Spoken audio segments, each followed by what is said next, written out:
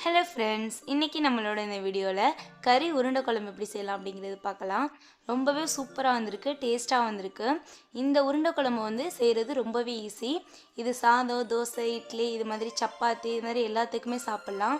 ரொம்ப டேஸ்ட்டான இந்த உருண்டை குழம்பு எப்படி செய்யலாம் அப்படிங்கிறது பார்க்கலாம். வாங்க இப்போ நம்ம வீடியோக்குள்ளே போகலாம். இந்த உருண்டை குழம்புக்கு வந்துட்டு நம்ம சிக்கன், மட்டன் அல்லது பீஃப் எது வேணாலும் வச்சு செய்யலாம். இன்றைக்கி நான் வந்து பீஃப் எடுத்துட்டேன். இது வந்து 150 கிராம் பீஃபு. இது நம்ம வந்து மிக்சியில் வந்து அரைச்சி எடுக்கணும். அதுக்காக வந்து சின்ன சின்ன பீஸாக கட் பண்ணிக்கலாம். இது மாதிரி கட் பண்ணால் தான் வந்து நமக்கு மிக்சியில் வந்து ஈஸியாக அரைஞ்சி நல்லா வரும்.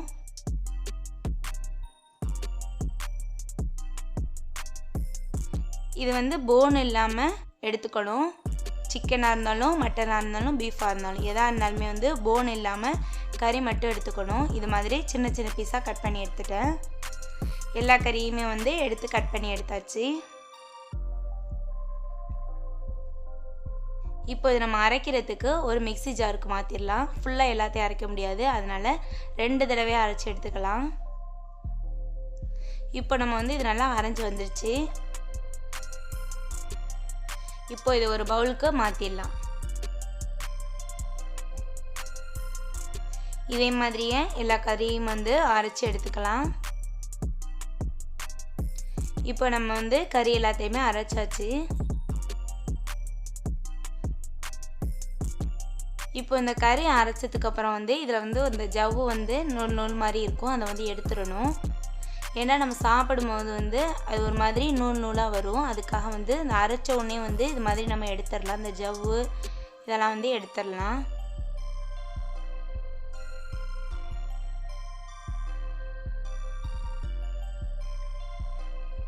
இப்போ நமக்கு அரைச்ச கறி ரெடியாக இருக்குது. இதில் 2 பெரிய வெங்காயம் பொடியாக கட் பண்ணி சேர்த்துக்கலாம். ஒரு பச்சை மிளகாய் சேர்த்துக்கலாம். மிளகாய் தூள் 1/2 ஸ்பூன் சேர்த்துக்கலாம். மஞ்சள் தூள் 1/4 ஸ்பூன் சேர்த்துக்கலாம். கரம் மசாலா 1/2 ஸ்பூன் சேர்த்துக்கலாம்.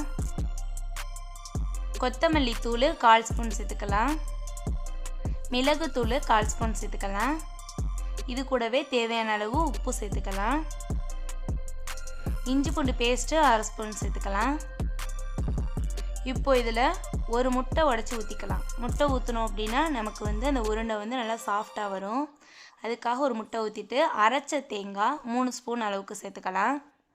இந்த தேங்காயில் வந்து ரொம்ப தண்ணி சேர்க்காமல் கொஞ்சமாக தண்ணி சேர்த்து அரைச்சி 3 ஸ்பூன் வந்து அரைச்ச தேங்காய் சேர்த்துக்கலாம். இது கூடவே பொடியாக நறுக்கின கொத்தமல்லி எல்லாம் சேர்த்துக்கலாம். இது எல்லாத்தையும் சேர்த்து நல்லா மிக்ஸ் பண்ணி விடணும். இந்த மசாலா, கறி, தேங்காய் இது எல்லாமே சேர்ந்து நல்லா மிக்ஸ் ஆகணும். நல்லா கையாலேயே வந்து நம்ம நல்லா பிசைஞ்சு எடுத்துக்கலாம்.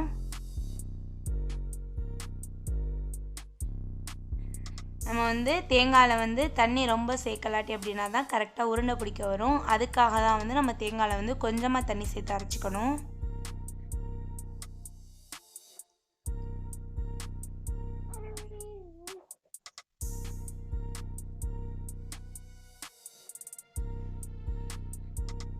இது மாதிரி நல்லா கையாலே நல்லா மிக்ஸ் பண்ணி விட்டு எடுத்துக்கலாம்.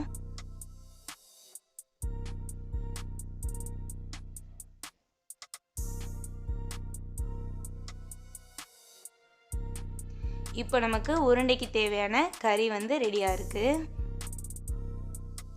இது அப்படியே இருக்கட்டும்.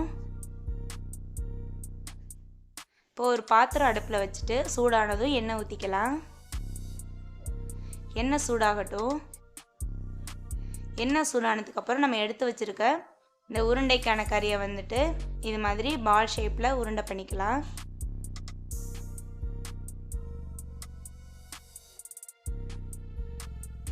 இது மாதிரி உருண்டை பிடிச்சி எண்ணெய் சூடானதுக்கப்புறம் அதில் போட்டுருவோம். எண்ணெய் நல்லா சூடானதுக்கப்புறம் சிம்மில் வச்சு இதை போடணும். அப்போ தான் நமக்கு வந்து கருகாமல் கரெக்டாக உள்ளேயும் வெந்து நல்லா வரும். இதே மாதிரி எல்லா உருண்டையுமே வந்து போட்டாச்சு. இப்போ லைட்டாக வந்து நமக்கு வந்து ஃப்ரை ஆகிடுச்சு. இப்போ நமக்கு வந்து திருப்பி விட்டுக்கலாம்.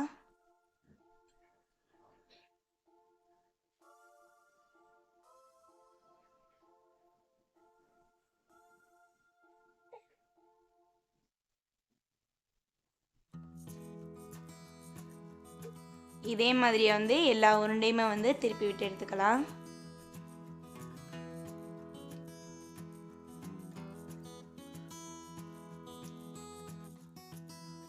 இப்போ உருண்டையெல்லாம் திருப்பி விட்டு இதுவும் மறுபடியும் கொஞ்சம் நேரம் வெந்து வரட்டும். ஸ்டவ் வந்து நம்ம மீடியம்லேயே வச்சு ஃப்ரை பண்ணணும். அப்போது தான் நமக்கு அந்த உருண்டை உள்ளேலாம் வந்து கறி நல்லா வெந்து வரும். ரொம்ப ஹையில் இருந்தாலும் கருகி போயிடும், ரொம்ப சிம்மில் இருந்தாலும் நமக்கு வந்து உள்ளேலாம் கறி வேகாது. அதனால மீடியம்லேயே வச்சு இந்த உருண்டையை வந்து ஃப்ரை பண்ணி எடுக்கணும்.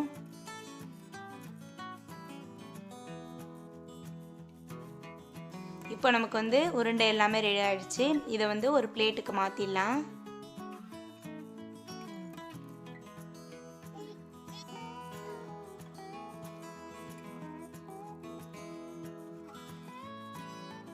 இந்த உருண்டை வந்துட்டு சாம்பார் சாதம் இது மாதிரி சாதத்துக்கு கூட நம்ம சாப்பிட்லாம். லெமன் ரைஸு, தயிர் சோறு இது மாதிரி எல்லாத்துக்குமே சாப்பிட்லாம்.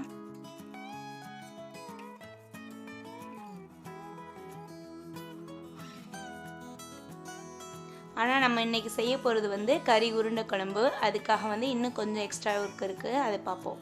இதே மாதிரியே வந்து எல்லா உருண்டையுமே வந்து ஃப்ரை பண்ணி எடுத்துப்போம்.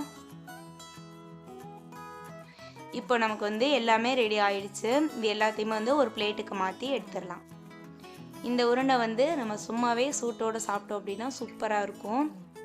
நம்ம வீட்டில் ஃப்ரை பண்ணும் போதே வந்து சூட்டோடு சாப்பிட்டு பார்ப்போம். நல்ல ஒரு டேஸ்ட்டாக நல்ல சாஃப்டாக சூப்பராக வந்திருக்கு.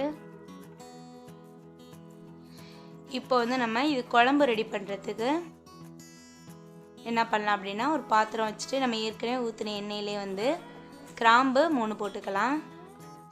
கிராம்பு 3ஓட ஒரு பட்டையை சேர்த்து போட்டுக்கலாம். பெரிய வெங்காயம் 2 கட் பண்ணி சேர்த்துக்கலாம். இது நல்லா ஃப்ரை ஆகட்டும்.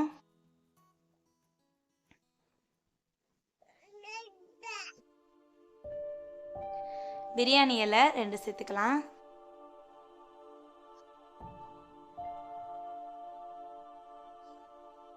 இஞ்சி பூண்டு பேஸ்ட் 1/2 ஸ்பூன் சேர்த்துடலாம். இதெல்லாம் சேர்ந்து நல்லா வதங்கட்டும். ரொம்ப ஃப்ரை ஆக தேவையில்லை, லைட்டாக வதங்கி வரட்டும். இப்போ இதில் 2 தக்காளி கட் பண்ணியிருக்கேன், அதையும் சேர்த்துடலாம். 2 பச்சை மிளகாய் சேர்த்துக்கலாம். இப்போ இது எல்லாத்தையும் சேர்த்து நல்லா மிக்ஸ் பண்ணி விடுவோம். தக்காளி வந்து கனிஞ்சு வரட்டும்.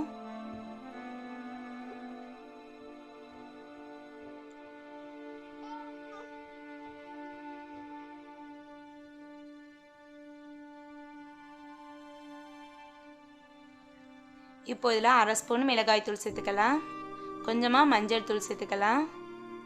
கரம் மசாலா 1/2 ஸ்பூன் சேர்த்துக்கலாம். கொத்தமல்லி தூள் 1/2 ஸ்பூன் சேர்த்துக்கலாம்.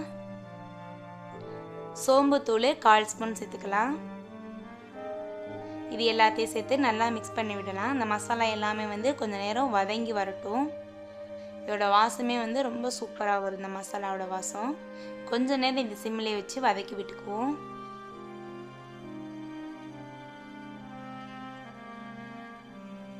இப்போ இதுக்கு தேவையான அளவு உப்பு சேர்த்துக்கலாம். நம்ம கறி உருண்டைக்கு வந்து உப்பு சேர்த்துட்டோம். இப்போ இதுக்கு தனியாக வந்து தேவையான அளவு உப்பு சேர்த்துக்கலாம். இப்போ இதில் வந்து தேவையான அளவு தண்ணி சேர்த்துக்குவோம். ரொம்ப சேர்க்க தேவையில்லை. நம்ம அதாவது உருண்டை குழம்பு அப்படின்னா ரொம்ப தண்ணியாக இருக்கக்கூடாது, லைட்டாக பெரட்னாப்பில் இருக்கணும். அதாவது சாதத்தில் போட்டு பிசைஞ்சு சாப்பிட்ற மாதிரி இருக்கணும். அப்படி தான் நம்ம வந்து உருண்டை குழம்பு வைக்கணும். தண்ணி தேவையான அளவு தண்ணி ஊற்றி க்ளோஸ் பண்ணி வச்சுடுவோம். இப்போ இது நல்லா கொதிச்சு மசாலா ஸ்மெல் எல்லாமே போயிடணும்.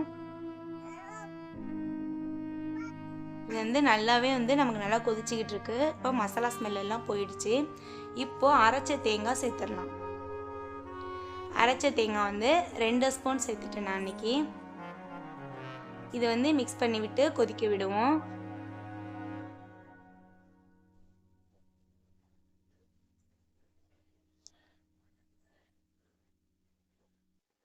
இது கொதிச்சதுக்கப்புறம் நம்ம எடுத்து வச்சிருக்க உருண்டை எல்லாத்தையுமே வந்து இதில் சேர்த்துடலாம். இது லைட்டாக மிக்ஸ் பண்ணி விடுவோம்.